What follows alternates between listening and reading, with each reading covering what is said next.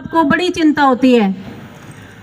अब आप इस विद्यालय से निकलकर कॉलेज लाइफ की तरफ जाएंगे तो भी बड़ी चिंता होगी। सबसे बड़ा बेटा बाहर निकलकर संगति चुनना, ये सबसे बड़ी दिक्कत आती है। आप मित्र कैसे चुनते हैं? आपकी संगति पर ही आपका आगे का जीवन निर्भर होता है। तो आप संगति ऐसी चुने कि आपका जीवन बन जाए। प्यारे बच्चों, स्वाति नक्षत्र से निकलने वाली बूंद जब वो सीप के मुंह में गिरती है तो मोती बन जाती है। केले के संपर्क में आती है, कपूर बन जाती है। सांप के मुंह में गिरती है तो वो विष बन जाती है। सिर्फ संगति का ही प्रभाव है, बूंद तो बूंद ही है। इसलिए मैं आपको कह रही हूँ कि आपको संगति का ध्यान रखना है। संगति ने एक डाकू को वाल्मीकि बना डाला, एक महान ग्रंथ की रचना जिन्होंने कर डाली, सारा प्रभाव संगति का ही था। हमने और आपने जो समय बिताया उसमें कुछ खट्टे मीठे पल भी आए, कभी हमने मारा, कभी डांटा, वो प्यार ही था। बच्चों, टीचर कुम्हार की भांति होता है। जिस प्रकार कुम्हार मिट्टी को रोंदता है, पीटता है, कूटता है ताकि उसको अच्छा आकार दे सके। आपने देखा नहीं है, वो ऊपर से उसको थपकी से पीटता है लेकिन अंदर से हाथ से उस पर सहारा भी देता है। ऐसे ही टीचर आपके अवगुणों पर चोट करते हैं और स्नेह रूपी सहारा आपको देते हैं ताकि आप कोई गलत कदम न उठाएं। इसलिए आपको आगे भी इन बातों का ध्यान रखना है और कोई गलत कार्य नहीं करना है। ये बेटियां, इनको भी मैं कुछ संदेश देना चाहूँगी।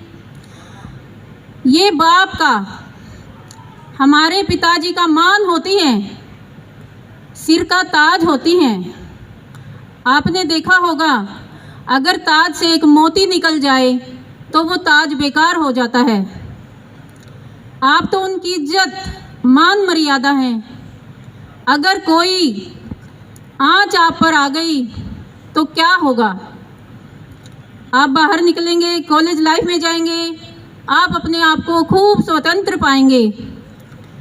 हमें अपना दायरा याद रखना चाहिए बेटे। सीमाएं होती हैं हर चीज़ की, आज़ादी की भी। माँ बाप चाहते हैं हमारे बच्चे खूब आज़ाद पंछी की तरह उड़ें, खूब उनके हौसले बुलंद हों, लेकिन हर चीज़ का एक दायरा होता है। उस दायरे को आपने पार नहीं करना है, उन सीमाओं को आपने नहीं लांघना है कि आपके माता पिता की, आपके विद्यालय की, आपके गुरुजनों की इज्जत पर आँच आए।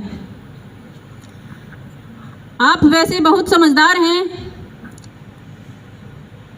आप एकलव्य जैसे शायद बने नहीं बन पाएंगे वैसे तो, क्योंकि उन्होंने तो बिना गुरु के ही ऐसी शिक्षा ग्रहण कर ली थी, उनके समान कोई नहीं हुआ। और फिर भी गुरु द्रोणाचार्य ने उनसे गुरु दक्षिणा मांग ली थी। हम आपसे आपका अंगूठा तो नहीं मांग रहे हैं, लेकिन मैं भी चाहूँगी, ये शिवाजी परिवार भी चाहेगा कि आप गुरु दक्षिणा में उनको कुछ तो दें। आपके शरीर का कोई अंग नहीं मांगा जा रहा है कि आप अपाहिज बन जाएंगे। हम आपसे आपके ही विचार मांग रहे हैं, क्या आप हमें देंगे? हाँ या ना? जोश नहीं है बिल्कुल भी। तो मैं आपसे एक प्रण लेना चाहती हूँ। अगर आप उस प्रण के लिए तैयार हैं तो खड़े हो जाएंगे। अगर झूठा नहीं, ध्यान से सुनेंगे, झूठा नहीं, क्योंकि मुझे सच्चे बच्चे अच्छे लगते हैं। वो सच बोल दें, अच्छी है बात, लेकिन झूठी नहीं भाई। क्या आप एग्री हैं? तो आप हाथ आगे करेंगे और एक प्रण लेंगे, मेरे साथ साथ बोलेंगे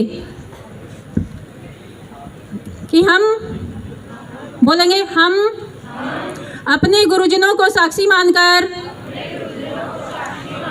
ये प्रण लेते हैं कि हम कॉलेज में जाकर अपने माता पिता, अपने विद्यालय और अपने गुरुजनों की दी हुई शिक्षा से आगे बढ़कर दिखाएंगे और उनकी इज्जत पर कभी आंच नहीं आने देंगे।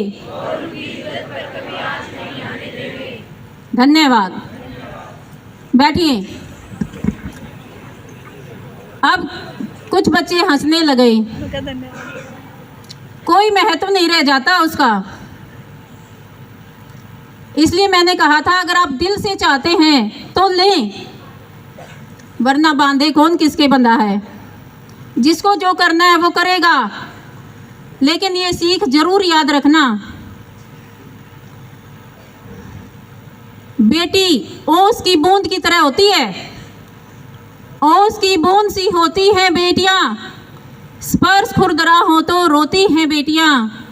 रोशन करेगा बेटा तो बस एक ही कुल को, दो दो कुलों की लाज होती हैं बेटियां, दो दो कुलों की लाज होती हैं बेटियां। प्यारी बेटियों, आपको और भी ज़्यादा ज़रूरत है। आप दो कुलों की लाज हैं, दो दो कुल आपसे शिक्षित होंगे। आपको अपनी मान मर्यादा बनाए रखना और भी ज़्यादा ज़रूरी है।